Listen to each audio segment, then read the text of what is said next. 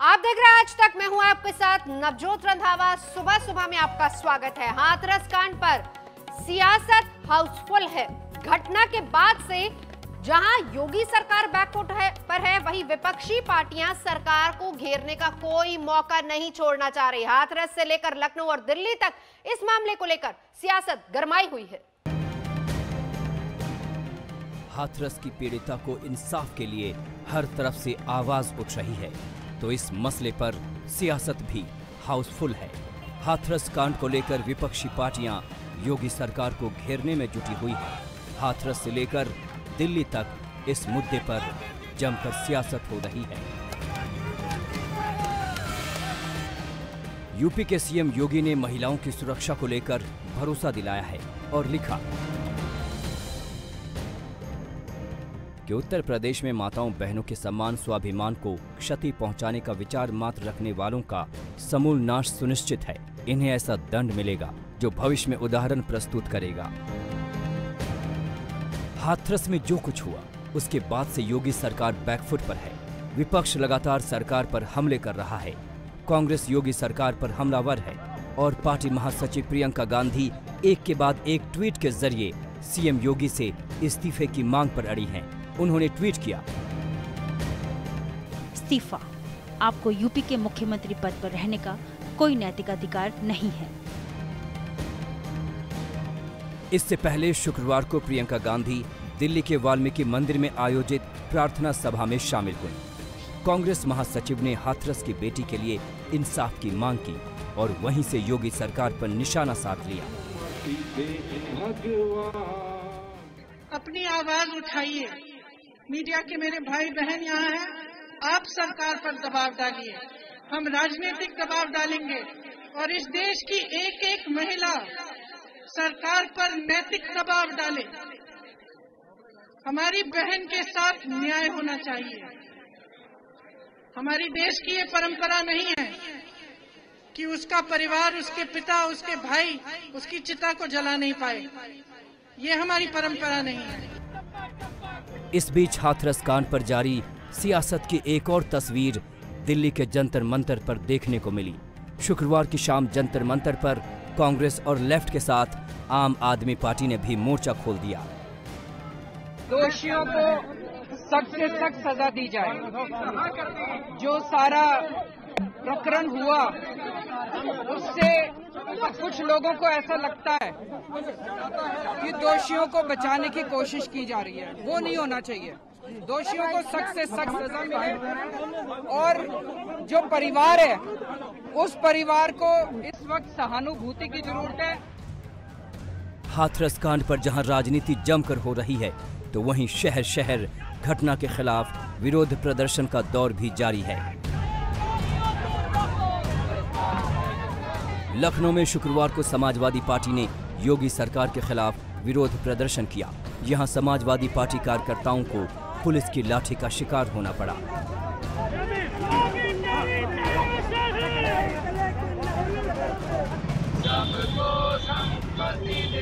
वहीं वाराणसी में भी समाजवादी पार्टी के कार्यकर्ता हाथरस की पीड़िता के लिए इंसाफ की मांग को लेकर सड़कों पर उतरे। इसके साथ ही अलीगढ़, सहारनपुर और औरंगाबाद में घटना के विरोध में कैंडल मार्च निकाला गया। यूपी के मिर्जापुर और बिहार के शिवहर में भीम आर्मी के कार्यकर्ताओं ने भी धरना प्रदर्शन किया। देश के हर शहर से हाथरस की पीड़िता के साथ हुए जघन्य अपराध के खिलाफ आक्रोश की आवाज उठ रही है। उधम सिंह नगर और श्रीनगर में भी लोग सड़कों पर उतरे हैं और पीड़िता के लिए इंसाफ की आवाज बुलंद की है।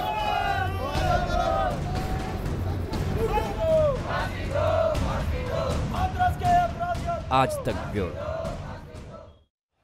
फिलहाल यहाँ रुकेंगे एक ब्रेक के लिए। आज तक पर खबरों का सिलसिला लगातार जारी है। देखते रहिए आज तक।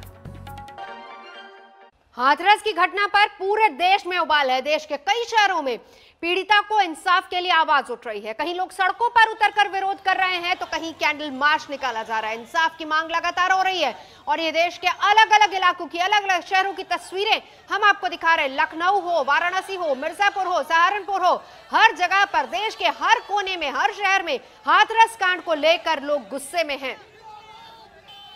फिलहाल यहाँ रुकेंगे एक ब्रेक के लिए। आज तक पर खबरों का सिलसिला लगातार जारी है, देखते रहिए आज तक। नमस्कार, आप देख रहे हैं आज तक, मैं हूं आपके साथ नवजोत रंधावा। सुबह सुबह में आपका स्वागत है। हाथरस कांड पर हर तरफ हंगामा मचने के बाद योगी सरकार एक्शन में आई। जिले के एसपी समेत 5 पुलिसकर्मियों को सस्पेंड कर दिया गया और इसके साथ ही पुलिसकर्मियों समेत दोनों पक्षों का नार्को पॉलीग्राफी टेस्ट करने के भी आदेश दिए गए हैं। भारी पुलिस बल का जमावड़ा इस वक्त भी देखने को मिल रहा है। हर किसी की नजर यूपी के हाथरस की तरफ है। हर आवाज हाथरस की पीड़िता को इंसाफ के लिए उठ रही है। हर किसी के मन में सवाल है कि आखिर हाथरस में हो क्या रहा है। हाथरस की हर हरकत पर पुलिस की पैनी नजर है। हाथरस के पीड़ित परिवार पर पुलिस का सख्त पहरा है। हाथरस में पीड़िता का गांव छावनी में तब्दील है। न किसी को अंदर जाने की आजादी है और न ही बाहर आने की। पुलिस गांव के चारों तरफ घेरा बनाकर बैठी है। मीडिया के साथ राजनीतिक दलों के नेताओं ने हाथरस कूच किया तो पुलिस ने उन्हें खदेड़ दिया। एसआईटी जांच के नाम पर हाथरस में किसी को जाने की छूट नहीं दी गई। पुलिस जैसे मनमानी पर उतर आई और बदसलूकी से भी बाज नहीं आई। पुलिस मीडिया के कैमरों को रोक रही थी, लेकिन उनकी हर हरकत कैमरों में कैद हो रही थी। आखिरकार पुलिस प्रशासन की हकीकत की तस्वीर जब हुक्मरानों तक पहुंची तो सूबे के मुखिया एक्शन में आए और जिले के पुलिस अधिकारियों पर गाज गिर गई। जिले के एसपी समेत 5 पुलिसकर्मियों को सस्पेंड कर दिया गया है। डीएसपी और थाने के इंस्पेक्टर निलंबित हो गए हैं। ये कार्रवाई एसआईटी जांच की प्रारंभिक रिपोर्ट के आधार पर की गई है। साथ ही थाने के पुलिसकर्मियों का नार्को पॉलीग्राफ टेस्ट कराने के भी निर्देश दिए गए हैं। जिन पुलिसकर्मियों पर गाज गिरी है उनमें एसपी विक्रांत वीर, सीओ राम शबद, इंस्पेक्टर दिनेश कुमार वर्मा, एसआई जगवीर सिंह और हेड कांस्टेबल महेश पाल शामिल हैं। पुलिस कर्मियों के साथ ही परिवार का भी नार्को पॉलीग्राफ टेस्ट कराने के निर्देश दिए गए हैं। हाथरस की घटना से योगी सरकार बैकफुट पर है। इसी के मद्देनजर पुलिस के खिलाफ एक्शन की कार्रवाई की गई है। लेकिन इंसाफ की ये जंग तब तक जारी रहेगी जब तक कि पीड़ित परिवार को इंसाफ नहीं मिल जाता। हाथरस से चित्रा त्रिपाठी, तनुश्री पांडे और अभिषेक आनंद के साथ कुमार अभिषेक, लखनऊ आज तक। हाथरस की पीड़िता का परिवार कहां है, कैसा है, किस हाल में है? एसआईटी की टीम गांव में पहुंचने के बाद से परिवार तक पहुंच पाना बहुत मुश्किल हो गया। लेकिन आज आपको वो सच दिखाने जा रहे हैं जो पीड़ित परिवार के साथ हो रहे जुल्म और ज्यादती की हकीकत को बयां कर रहा है। पूरी तरह से प्रेशर बना रहे हैं ये लोग के डीएम साहब, एडीएम साहब और एसपी साहब भी पूरा तरह से हमारे घर पे 24 घंटे एकदम जैसे ताक रहे, जैसे हम लोग ही अपराधी हैं, इस तरह से हम लोग को जो कर रहे हैं। सच में वो ताकत होती है जो लाख पर्दों के पीछे भी नहीं छुपती। भले कोई लाख पहरे बिठाए लेकिन सच बाहर आ ही जाता है। हाथरस के इस गांव में हर तरफ पुलिस का पहरा है। एक परिवार जो अपनी बेटी को खोने के बाद इंसाफ की आस में बैठा है, उसकी आवाज को बाहर आने नहीं दिया जा रहा। पीड़िता के परिवार को पुलिस ने घर में ही कैद कर दिया है। पीड़िता के घर न किसी को आने की इजाजत है और न ही वहां तक किसी को जाने की।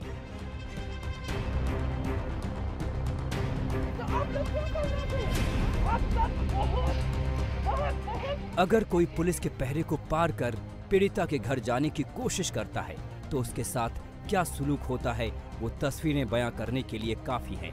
लेकिन इस पहरेदारी के बीच एक ऐसा सच सामने आया है जो पीड़िता के परिवार के साथ हो रहे जुल्म और ज्यादती को सबके सामने लाता है। अधिकारी आए, प्रेशर बना के हमें चंपा की बोले के कहा कहते चलो योगी से बात कराएंगे, पर हमें वहाँ न ले जाके सीधे कहा कहते PWD में लेके पहुँचे। वहाँ मतलब पूरा कैसेट बना के और क्या कहते हमसे क्या कहते वो उसमें साइन करा लिए। ये लोग मिले हुए हैं कल एडीएम साहब जो हमारे अपराधी उनके माँ बापों से मिल रहे हैं, उनसे वो कर रहे हैं कि हम आप चिंता न करें, हम तुम्हारे पूरी तरह साथ हैं, पूरी मदद करेंगे। जो हमारे विपक्ष पार्टी है, जो लड़के अपराधी उनके माँ बापों से बात कर रहे हैं जाके ये लोग, हम तुम्हारे साथ हैं, हर चीज़ की कोई चिंता नहीं, हम पूरा उन पर दबाव बना रहे हैं। और हाँ कोई अधिकारी भी क्या कहते वहाँ से बात करिए कि बॉडी सुरक्षित है या नहीं है। जहाँ पोस्टमार्टम हुआ है हमें नहीं मालूम है कि क्या कहते बॉडी वही थी। पीड़िता के घर वालों से बातचीत का ये वीडियो भीम आर्मी ने जारी किया है। इस वीडियो में पीड़िता परिवार के साथ पुलिस और प्रशासन की तरफ से हो रही नाइंसाफी की पूरी हकीकत कैद है। ये वीडियो दिखाता है कि कैसे उस परिवार को दबाने की कोशिश हो रही है जिसने अपनी बेटी को खो दिया है। पूरी तरह से प्रेशर बना रहे हैं ये लोग के डीएम साहब, एडीएम साहब और एसपी साहब भी पूरा तरह से हमारे घर पे 24 घंटे एकदम जैसे ताक रहे, जैसे कि हम लोग ही अपराधी हैं, इसी तरह से हम लोग को ड्यू कर रहे हैं। और हमने अपने बहन की डेड बॉडी के लिए बोला तो बोले अगर ये बताइए अगर उसको कोरोना से मर जाती तो आपको कुछ मिलता, ऐसे मुआवजा मिलता, ऐसे हमसे भी ये ऐसे। जरा इस परिवार की हालत को कुछ पल के लिए महसूस कीजिए। सोचिए उस परिवार की क्या हालत होगी जिसकी बेटी आखिरी वक्त में भी उन्हें नसीब नहीं हुई। अब जब ये परिवार अपनी बेटी के लिए हुक्मरानों से इंसाफ मांग रहा है तो उसकी आवाज पर भी पहरा बिठाया जा रहा है। अब आए थे ना तो हम लोगों ने उनसे बोला आप लोगों ने बॉडी क्यों नहीं दिखाई। हम लोग मतलब इतना परेशान हो रहे थे तो बोल रहे थे उनका जैसे वो बोलते ही नहीं है सही से, पूरा चीख के बोलते हैं, अलग मतलब कि डांट देते हैं, चुप कर देते हैं कि आप चुप रहिए, उनसे बात कर रहे हैं। वो सिर्फ जो पिताजी है ना उनसे ही बात करते हैं। क्या डीएम साहब 25 लाख में अपनी लड़की की बॉडी बेच देंगे? आप बताइए। डीएम बोलते हैं एक मकान में 25 लाख रुपया देंगे, इतना तुम्हारे लिए मुआवजे के लिए कम है।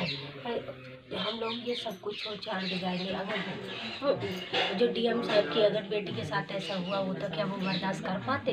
वो बोलते हैं कि ईंट लगने की वजह से उनकी गर्दन की हड्डी टूटी है, रीढ़ की हड्डी टूटी नहीं है, कोई चोट नहीं है, गले में चोट की वजह से वो लड़की मर गई। तो इतने दिन हॉस्पिटल में क्यों रख रखा उन्हें? बताइए, बिना किसी उसके रेप हुआ नहीं, कुछ नहीं हुआ, तो उसकी वजह क्या थी मौत की? भीम आर्मी के इस वीडियो में पीड़ित परिवार पुलिस और प्रशासन की मनमानी से पर्दा उठा रहा है।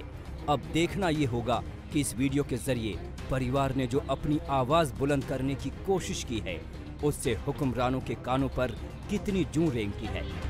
25 लाख में अपनी लड़की की बॉडी बेच देंगे? आप बताइए। चित्रा त्रिपाठी, तनुश्री पांडे के साथ आज तक ब्यूरो। हाथरस की निर्भया के साथ बलात्कार नहीं हुआ था, यह कहना है उत्तर प्रदेश के एडीजी प्रशांत कुमार का, और उनका यह दावा आधारित है उस फॉरेंसिक रिपोर्ट पर जो कहती है कि पीड़िता के शरीर पर सीमन के ट्रेसेस नहीं मिले। अब सवाल यह है कि क्या इसका मतलब यह हुआ कि उसके साथ बलात्कार नहीं हुआ था?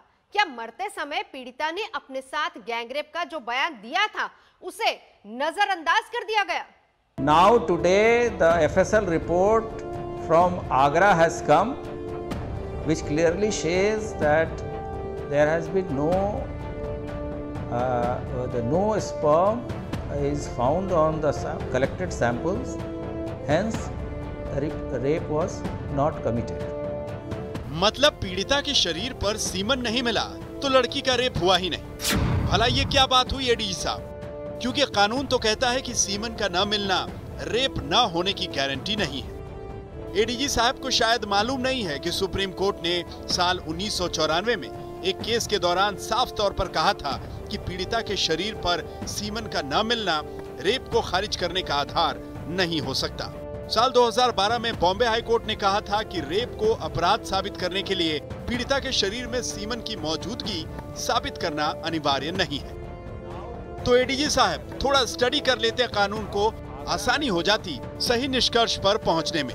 लेकिन रेप को खारिज ही कर दिया है, तो ये भी बता दीजिए कि अब इस बात का निष्कर्ष क्या निकाला जाए। जो सैंपल एकत्रित किए गए थे उसमें किसी तरह का स्पर्म और शुक्राणु नहीं पाया गया है। इससे स्पष्ट होता है कि कुछ लोगों के द्वारा